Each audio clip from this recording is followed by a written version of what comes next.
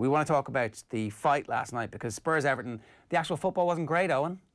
No, it wasn't. To be honest with you, the fight wasn't great. Let's face it, Heung-min Son, Hugo Lloris, pretty meek example of what you're supposed to do when you get into a fight with your teammate. We didn't have a headbutt. We didn't have any real punches. Too many hugs and smiles at the full-time whistle. So this, folks, Heung-min Son and Hugo Lloris, is how you do it. Here are the top 5 incidents of when teammates go to war against one another. So at number 5, we've got Emmanuel Adebayor against Nicholas Bendtner. This makes the list because this is the headbutt that launched the banter era at Arsenal. It is that important.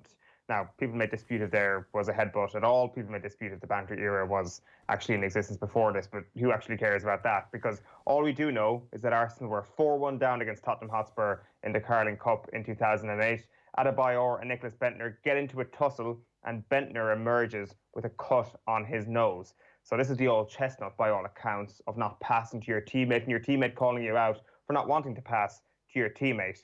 But then we had the separation, which is always key in these things. Who were the peace commissioners? The peace commissioners in this case were Howard Webb and William Gallas. Howard Webb did such a good job. He got an MBE later in his life for splitting up this fight. Arsene Wenger, meanwhile, says he didn't even see the fight and doubts that Nicholas Bendtner and Emmanuel Adebayor ever played together in an Arsenal shirt. So that's at number 5. At number 4, we've got Alan Shearer versus Keith Gillespie. I'm giving this one a mention because it occurred not on a football pitch, but on the streets of Dublin. So Irish bias coming in here. And let me quote Gillespie here. "We were away on a mid-season break and I knocked some cutlery off the table accidentally. Shearer looked over to say, 'Pick that up.' And I just didn't like the way he was talking to me. I just turned around and said, 'Right, outside now,' and he took me up on the offer. I didn't think he would, but I was a bit too proud to back down. We ended up going outside, and I took one swing and missed, and he hit me, and that was good night.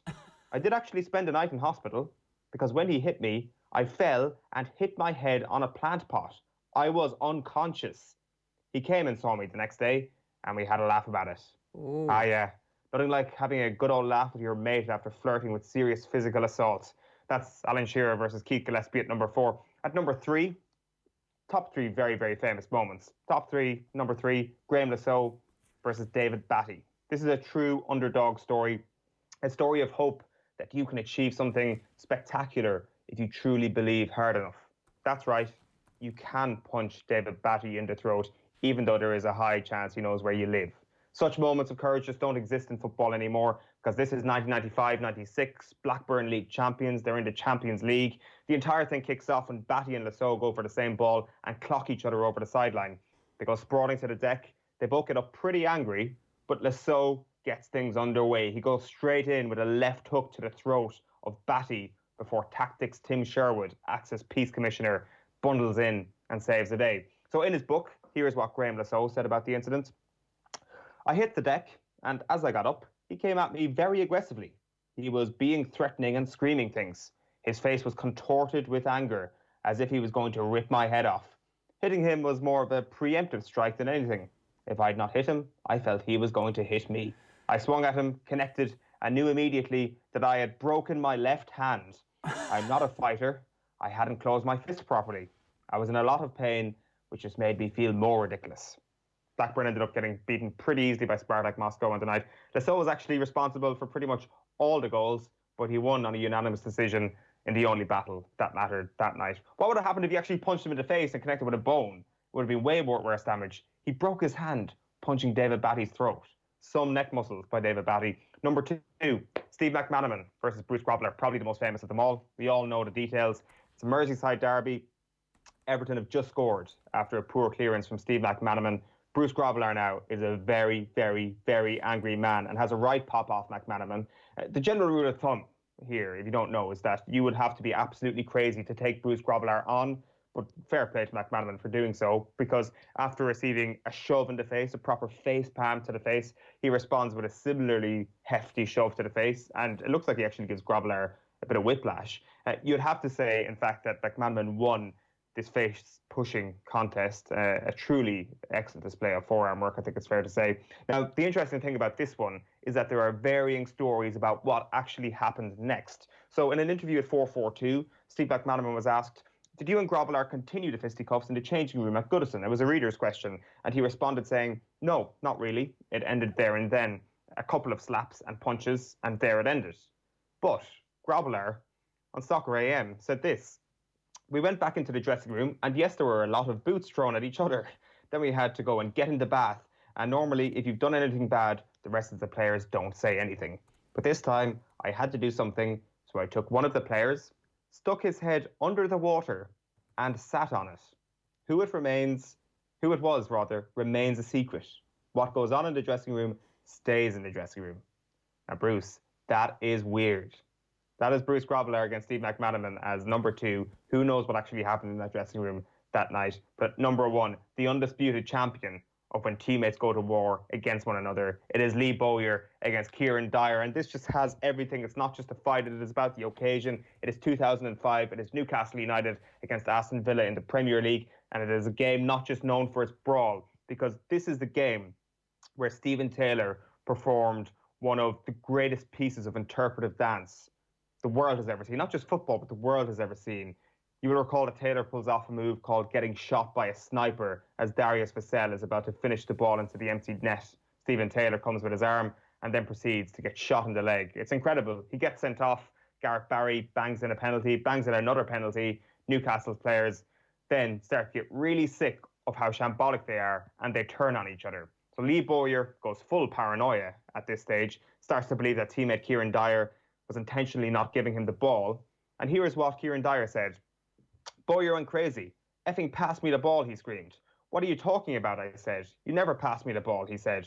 I told him to do one, but he chuntered a bit more. A few minutes later, he wanted me to lay it square to him. I thought there were better options. It wasn't personal. Bo went absolutely nuts. Effing hell, he yelled. You never passed me the ball. The reason I don't pass you the ball, I said, is because you're effing shit. I think he hit me 4 times. The punches didn't hurt, but by the time the 4th punch came, I thought, F this, and launched one back at him. Gareth Barry, Peace Commissioner, rushed in to restrain Bo and drag him away. Bowyer's shirt was ripped down to his chest and he was still snarling and snapping and trying to get himself free. Now, this is the part of the story where Graham Souness is supposed to be neutral, do his press conference, and not take a side on this. But Graham Souness did not do that thing. Here's what he said. I think Lee Bowyer is indefensible. I think he is guilty, as the pictures show, of throwing more than one punch, and he has to accept whatever punishment comes his way. But Kieran, we feel, has an argument here. I've seen the incident once on television, and I've been assured by Kieran that he did not throw any punches. Now, remember, this is 2005. The punishment here for Lee Bowyer was huge. He got fined 6 weeks' wages, £210,000, and told by Chairman Freddie Shepherd that he should go down on his hands and knees if he ever wants to get forgiveness. Which is interesting because Newcastle sold a heap of players, including most of their midfield that summer. Lee Bowyer was not one of the players that they decided to sell that summer. So I don't know what the hell the other midfielders were doing that they managed to get sold and Lee Bowyer did not. Ultimately, Lee Bowyer, Kieran Dyer ended up playing with each other again at West Ham later in their career. So even the number 1 incident here had a happy ending. So good times all round. Did anybody who was involved in a fight win a game? So Arsenal got beaten 5-1 by Spurs. Spartak Moscow beat Blackburn 3-0. I presume Villa win that game. I think they're 2-0 up the last I saw there.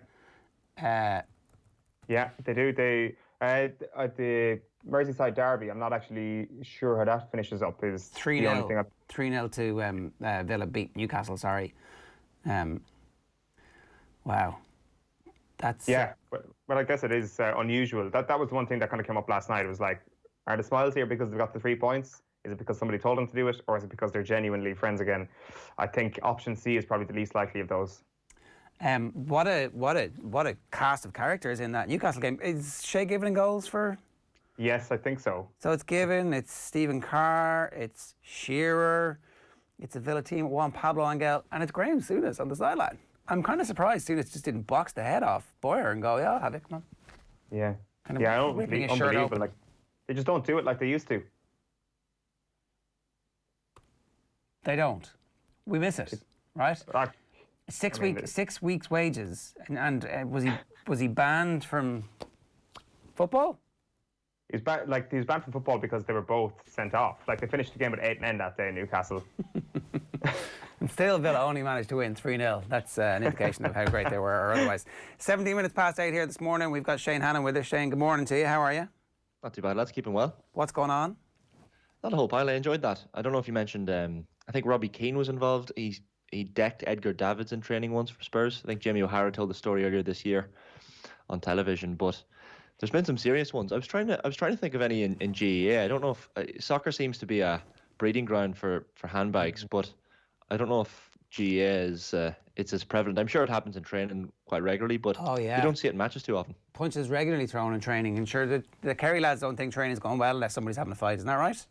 Yeah, it's true. And ask Tommy Welch, I'd say, about anything in Kilkenny. I would suspect that a lot of the teammates despise each other in those behind closed doors training sessions. You're right, we haven't actually seen it on the pitch too much in actual games. In training in the World Cup in 2002, after Saipan, Robbie Keane smacked Niall Quinn across the face, apparently. It's just one of those things in training. Also, 2002, looking back on this, Freddie Lundberg versus Olaf Melberg in the build-up to that World Cup. 2002 was just a petri dish of kind of in-house hatred, really.